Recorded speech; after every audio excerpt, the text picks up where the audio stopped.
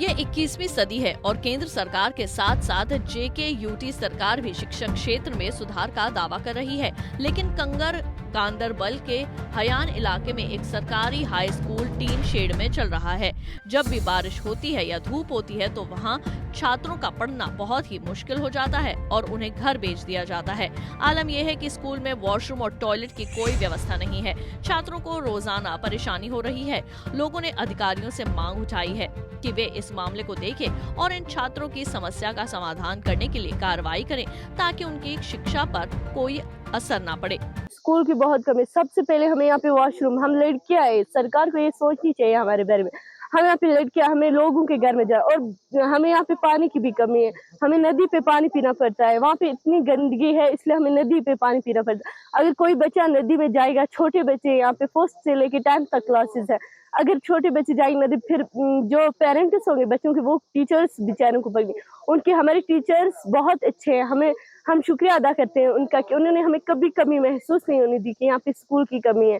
लेकिन हम जब बारिश होती है हमें फिर भी छुट्टी होती है, जब ज्यादा धूप होती है फिर भी हम पेड़ों के नीचे पढ़ते हैं, और पेड़ों के नीचे हमें टाट बिछाने पड़ते, वहाँ पढ़ते हैं। आप देख सकते वहाँ पे शेड है और कुछ नहीं है, यहाँ पे सिर्फ 3 क्लासेस है। हम 8th तक यहीं पे बैठते हैं और 9th 10th 7th वहाँ पे बैठते हैं।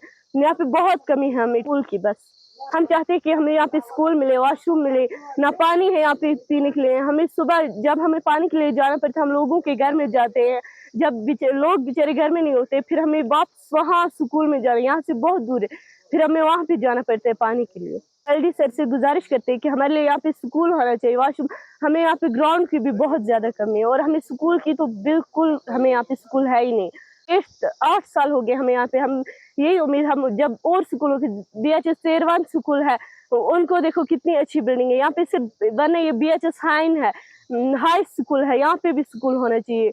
वहाँ पे स्कूल है, इतनी अच्छी बिल्डिंग है, यहाँ पे क्यों नहीं है? यहाँ पर लड़कियों के लिए वॉशरूम भी नहीं है और यहाँ पर स्कूल भी नहीं है। गर्मी में छोटे बच्चों को हमें छुट्टी करनी पड़ती है, जब बारिश होती है हमको छुट्टी करनी पड़ती है। यहाँ पर स्कूल ना है, ना वॉशरूम है, ना कुछ है। यहाँ पर ग्राउंड की भी कमी है। हम जब सवेरे आते हैं, पहले हमको वहाँ पर जाना पड़ता है, फिर वहाँ से वापस आना पड़ता है, यहाँ फिर जाना पड़ता है वहाँ क्लास देने के लिए। गर्मी है, इसी वजह से बोलते हैं हमारे उस्ताद वहाँ पर आ जाओ। यहाँ पर 4 कमरे बने हुए हैं।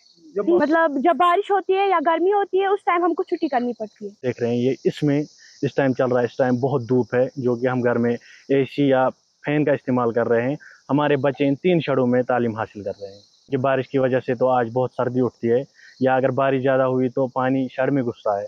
इसकी वजह से बच्चों को 6th 7th तक छुट्टी करनी पड़ती है। उधर जब इस बारे में DDC और जोनल शिक्षा अधिकारी से बात की गई तो उन्होंने वर्तमान भूमि इस क्षेत्र के व्यक्ति की संपत्ति है, वे इस भूमि पर भवन निर्माण के लिए सहमत नहीं है। अब हमने सरकारी भूमि की पहचान कर ली है और उच्च अधिकारियों को प्रस्ताव भेजेंगे। आशा है कि वे इसे मंजूरी दे देंगे। मैंने वहाँ पे 2 बार विजिट किया है, वहाँ की डिमांड थी, उन्होंने मुझे बुलाया, मैं खुद भी वहाँ गई विजिट करने, विद कंसर्न डिपार्टमेंट भी मेरे साथ थे। वो जेन्युइन मसला है, वहाँ के जो बच्चे हैं वो टिन शेड में पढ़ रहे हैं, वहाँ पे वॉशरूम्स की फैसिलिटी नहीं है, वहाँ पे कोई फैसिलिटी नहीं है, और आप देख रहे हैं कि आज ऐसी धूप है, इसके बावजूद भी वो इन टिन शेड्स में पढ़ रहे हैं। तो वहाँ पे पहले वो लैंड का मसला था जो हमने उस वक्त सॉर्ट आउट किया था। मैंने अपने फंड से, DDC फंड से, अपने जो हमारे ग्रांट्स होते हैं उसमें से भी मैंने इन पे पैसे अलॉट किए थे, जो सैंक्शन भी हो गए थे। लेकिन अनफॉर्चुनेटली जो मसला था लैंड का, वो तो पहले ही सॉर्ट आउट किया था। फिर दूसरा मसला था NOC का, जो कि फ्लड वालों ने प्रोवाइड नहीं किया, क्योंकि उनका बोलना है कि वो फ्लड जोन में आ रहा है। के बारे में DC साहब से बात की है तो उन्होंने एश्योरेंस दी है कि इंशाल्लाह उधर बिल्डिंग जरूर बनेगी, इंशाल्लाह जल्दी ही बनेगी इंशाल्लाह। पहले बच्चों का रोल थोड़ा कम हुआ करता था, तो इसकी ऑलरेडी अपनी बिल्डिंग है, वो गांव के दरमियान पड़ती है। बच्चों का रोल जब बढ़ने लगा तो वही जो CPW है जिसने वहाँ ज़मीन दे रखी थी, उसने हमें कुछ 8-10 मरले बाहर भी दे दिए, और हमने वक्ती तौर वहाँ पर टीन के शेड तैनात किए ताकि यहाँ फील्ड भी है, बच्चे खेल भी पाएँ। गांव में थोड़ी इनको दिक्कत आती है, तो वहाँ पर हमने टीन के शेड और लैट्रिन के 2 पॉइंट भी हमने वहाँ पर बनवाए, और तब से हमारा सिलसिला चला कि हमें मजीद लैंड मिल जाए।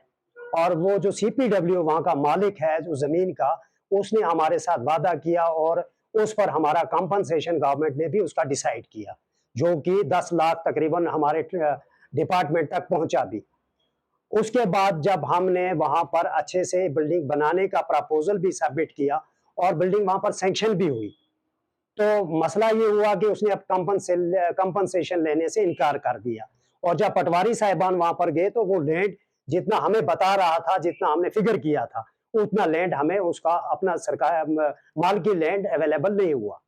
उसके साथ में दूसरा एक लैंड था, हमने उसके साथ भी सिचुएशन टाई अप की कि आप इस लैंड को इसके साथ थोड़ा बदला लें तो हमारी बिल्डिंग बन जाए। अप्रूवल होकर बिल्डिंग का फिर हमने उन्होंने कुछ आपस में सेटल किया, लेकिन फ्लड डिपार्टमेंट को जब हमने रिज्यू किया तो उन्होंने कहा कि यहाँ बनना इम्पॉसिबल है। उसके बाद से हम कोशां रहे, हमारी एडमिनिस्ट्रेशन भी वहां आती जाती रही, ताहम अपडेट हमने एक और उससे थोड़ा हट के किसी जगह में हमने एक 1.5 कनाल का हमें वहां बताया गया कि स्टेट लैंड में आप बना सकते हो। वो केस जो है वो हमने सबमिट किया हुआ है और उम्मीद रखते हैं कि इंशाल्लाह अगर हमें लैंड अवेलेबल पब्लिक की तरफ से, PRIs की तरफ से कोई भी हमें लैंड दे दे तो हम हंगामी बुनियाद पे इंशाल्लाह उन बच्चों की फ्यूचर के बारे में वहां कुछ ना कुछ अपना स्ट्रक्चर खड़ा कर सकते हैं। ऐसे में अब देखना होगा कि कब तक बच्चों को नई स्कूल की बिल्डिंग करवाई जाएगी या फिर कोई बड़ी अनहोनी का इंतजार प्रशासन की ओर से किया जाएगा। गंदरबल से मीर आफ्ताब की रिपोर्ट।